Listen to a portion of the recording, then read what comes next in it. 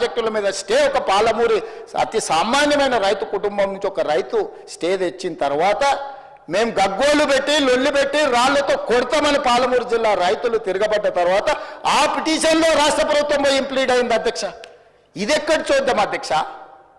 తెలంగాణ హక్కుల కోసం శాశ్వతంగా మనకు అన్యాయం జరిగే నిర్ణయాలు ఆంధ్రప్రదేశ్ తీసుకుంటే ప్రభుత్వం కొట్లాడాల్సింది పోయి ఉద్దండులైన న్యాయ కోవిదులను పెట్టి అడ్డుకోవాల్సింది పోయి వదిలేస్తే ఒక సామాన్యమైన పాలమూరు రైతు నేషనల్ గ్రీన్ ట్రిబ్యునల్లో కేసు వేసి స్టే తీసుకొస్తే పర్యావరణ అనుమతులు ఇవ్వని అప్పుడు పోయి వీళ్ళు విధిలేని పరిస్థితిలో ఇంప్లీడ్ అయినారు అధ్యక్ష.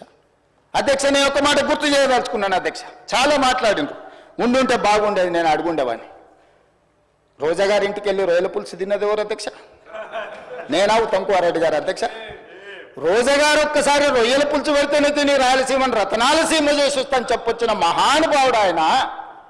నిన్ను పుట్టినప్పటి నుంచి 71 సంవత్సరం వరకు పెంచి పోషించి నీకు బుక్కడి బువ్వ పెట్టి గుండెల్లో పెట్టి ఆదరించి భుజాల మీద మోసి తెలంగాణ రాష్ట్రానికి ముఖ్యమంత్రిని చేసి 2009లో కరీంనగర్ జిల్లా నుంచి వలస వచ్చి మహబూబ్నగర్కు బతకడానికి వచ్చి ఒక్క ఓటేయని మహాప్రభు అంటే నిన్ను ఎంపీగా గెలిపించి మా గుండెల్లో పెట్టుకొని చూసుకొని మేము పల్లకీలో మోసి పార్లమెంటుకు పంపిస్తే మా గుండెల మీద తంతవా? ఇది నీ నీతి, నీ జాతి. నువ్వు వచ్చి ఇక్కడ వచ్చి మమ్మల్ని తప్పు పడతావా? రొయ్యల పులుసు తిన్నందుకే అంత విశ్వాసం చూపిస్తావు. ఒక్కసారి రోజమ్మ పెట్టిన రొయ్యల పులుసుకి నిన్ను మోసినందుకు 2009లో నిన్ను పల్లకీలో మోసి పార్లమెంట్లో పంపించినందుకు మా పాలమూరు జిల్లాకి ఏం చేసినావు? పార్లమెంట్లో నోరు లేకపోయినా, పార్లమూరులో ఊరు లేకపోయినా నిన్ను పార్లమెంటు సభ్యుడిగా మేము ఎన్నుకొని నీకు రాజకీయ భిక్ష పెడితే మా పాలమూరు ఎండబెడతావు, మా కల్వకుర్తి ఎడారిగా మారుతుంది, మా భీమా నెట్టంపాడు కోయిల్ సాగర్ మా నారాయణపేట కోడంగల్ లిఫ్ట్ ఇరిగేషన్ని ఎక్కడికక్కడ పడవ పెడతావా? ఇదా నీ నీతి, నీ జాతి అని నేను వారిని అడగదలుచుకున్నా అధ్యక్ష. అందుకే అధ్యక్ష ఇవాళ జూరాల నుంచి నీళ్లు తీసుకొని ఉంటే శ్రీశైలం వెనుక జలాలను మనం తీసుకోవాలన్న కుట్ర కేవలం కాంట్రాక్టర్ల కమిషన్ల కక్కుర్తిపడి అమ్ముడు పోకపోయిన ఉంటే ఇవాళ బాజాప్తా రోజుకు 5-6 టీఎంసీలు ఇక్కడ నుంచి మనం తరలించుకుంటే రాయలసీమ కాదు ఆంధ్రప్రదేశ్లో ఎవరున్నా గిలగిలలాడి మన ముందర మొకరిల్లేవాళ్ళు. ఇవాళ ఆయన వచ్చి నిస్సిగ్గుగా శ్రీశైలం లెఫ్ట్ బ్యాంక్ రావట్లేదు, రైట్ బ్యాంక్లో నీళ్లు పోతున్నాయి, ఆంధ్రప్రదేశ్ తీసుకెళ్తుందని. సిఆర్పిఎఫ్ బలగాలు ఏ రోజు వచ్చినాయి అధ్యక్ష? మీరు ఉన్నప్పుడు రాలేదా? మీరున్నప్పుడు ఆంధ్రప్రదేశ్ పోలీసులు వచ్చి తెలంగాణ పోలీసులు అక్కడ ఉన్న సిబ్బందిని తన్నిపోలేదా? మీకు అసలు పౌరుషం ఉందా? మీలో చీము రక్తం ఉందా?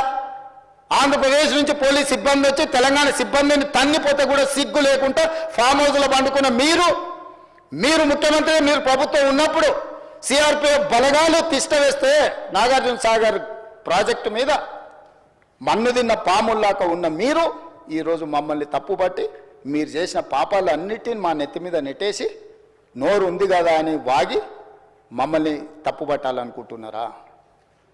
ఇదేనా మీ 10 ఏళ్ళ అనుభవం? ఈ అనుభవంతోనేనా మీరు మమ్మల్ని అందరినీ ప్రజల్ని మోసం చేసినట్టు సభలో కూడా సభను తప్పుదోవ పట్టించాలని ఆలోచన చేసేదని నేను అడుగుతున్నా అధ్యక్ష. అందుకే ఈరోజు ఈ ప్రాజెక్టులన్నీ పూర్తి చేయాలి యుద్ధ ప్రాతిపదికన.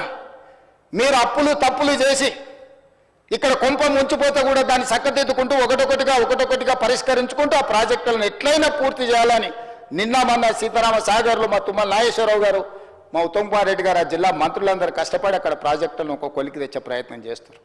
పాలమూరు రంగారెడ్డి ఎత్తిపోతల్ని చేయాలనుకుంటున్నాం. శ్రీశైలం లెఫ్ట్ బ్యాంక్ కెనాల్ని మేము వచ్చిన తర్వాత 10 ఏళ్ళు నువ్వు పడవ పెడితే మళ్ళీ ప్రారంభించినాం. అనుకోకుండా ఒక ప్రమాదం జరిగింది అధ్యక్ష. ప్రమాదం జరిగి ప్రజలు చచ్చిపోతే, అక్కడ ఉన్న కార్మికులు చచ్చిపోతే సానుభూతి చూపించాలి, కుటుంబాలను ఆదుకోవాలి, కుటుంబాలను పరామర్శించాలి. కానీ పైశాచిక ఆనందం ఏంది అధ్యక్ష? ఎవరు చచ్చిపోయినా తండ్రి కొడుకు మామ అల్లుళ్ళు కలిసి డాన్సులు చేస్తారు అధ్యక్ష.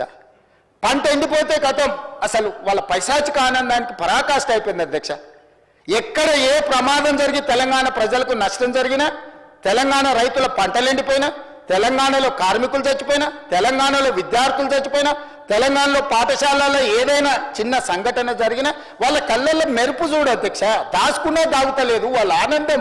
అసలు అంటే ఇట్లా మనుషులు చనిపోతే పైశాచిక ఆనందం ఇట్లా ముఖంలోనే కొట్టొచ్చినట్టుగా అనిపించడం ఎప్పుడైనా మీరు చూసిండ్రా అధ్యక్ష? ఆఫ్రికా అడవుల్లో మనుషులను బిక్క తినటోళ్ళని చూసినామని విన్నా. ఈడీ ఆమీన్ ఏదది ఉగాండాకు అధ్యక్షుడు ఉండే అధ్యక్ష ఈడీ ఆమీన్ అని. ఆయన మనుషుల్ని కోసి ఫ్రిడ్జ్లో పెట్టుకొని కొంచెం తీసి ఫ్రై చేసుకొని తినటోడు అని అంటే సినిమాలు చూస్తే నాకు ఆశ్చర్యం అనిపించింది, ఇట్లా కూడా ఉంటారా అని. ఇప్పుడు నిజం చేస్తున్నారు అధ్యక్ష ఇక్కడ వీళ్ళు. ఈడీ అమీన్తో పోటీ పడుతున్నారు అధ్యక్ష వీళ్ళ పైశాచిక ఆనందంలో. ఇది మంచిది కాదు అధ్యక్ష తెలంగాణకు. 25 ఏళ్ళు మీరు పార్టీ పెట్టి ప్రజలు ప్రతిసారి మిమ్మల్ని ఆదరించారు, అవకాశం ఇచ్చారు. ఆనాడు రాజశేఖర రెడ్డి గారు, చంద్రబాబు నాయుడు గారు, కేంద్ర ప్రభుత్వాలు కూడా మిమ్మల్ని ఓడించాలని చూసిన ప్రజలు మిమ్మల్ని గెలిపించారు.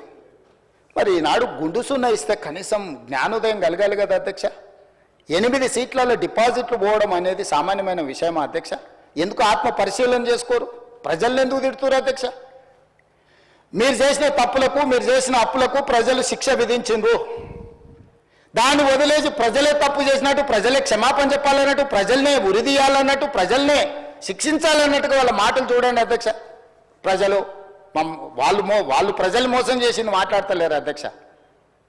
ప్రజలను తిట్టేది ఏంది అధ్యక్ష? ప్రజలు విఘ్నులు.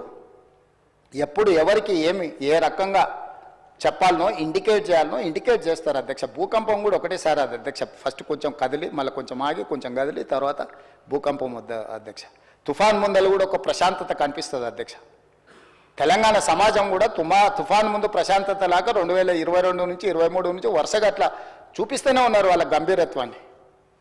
ఇప్పటికైనా జరిగిన పరిణామాలను అంచనా వేసుకొని పరిశీలించుకొని వచ్చి కూర్చొని ఒక బాధ్యత కలిగిన ప్రతిపక్షంగా ఇక్కడ ఉండి మంచిని మంచి, చెడును చెడు, మీ అనుభవాన్ని ఉపయోగించి విశ్లేషించి విడమర్చి మాట్లాడితే ప్రజలు ఆమోదించటోళ్ళు అధ్యక్ష.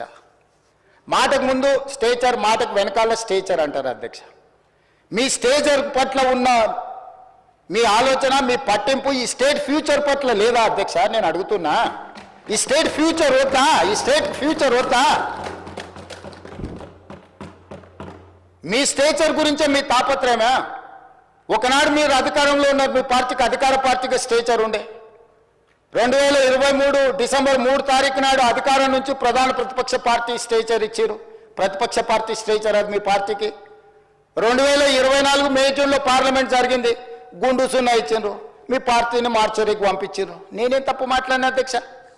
ఏమన్నా నేను? ఆనాడు మీరు అధికారంలో ఉన్నారు, స్టేచర్ ఉండే, తర్వాత ప్రతిపక్షం స్టేచర్ పడిపోయింది, ఆ తర్వాత గుండు సున్నా వచ్చి 8 డిపాజిట్లు పోయినాక మార్చరీలకు పోయిందని అన్న అధ్యక్ష. నేనేమన్నా అధ్యక్ష? అందులో తప్పేముంది అధ్యక్ష?